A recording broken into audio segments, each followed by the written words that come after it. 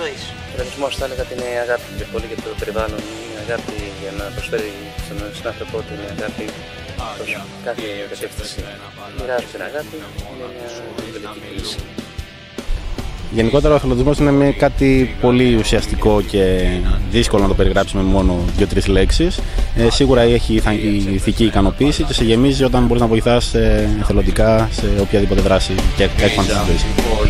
Φύγανε όλοι και αυτοί που μείναν στον δρόμο ξυπνούν.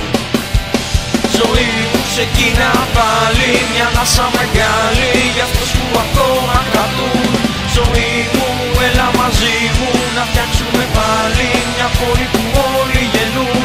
Ζωή μου ξεκινά πάλι μια ανάσα μεγάλη για αυτούς που ακόμα κρατούν. It makes you see, come to see the bigger picture. Και μπορείς να αλλάξεις, εγώ πιστεύω, τα πάντα.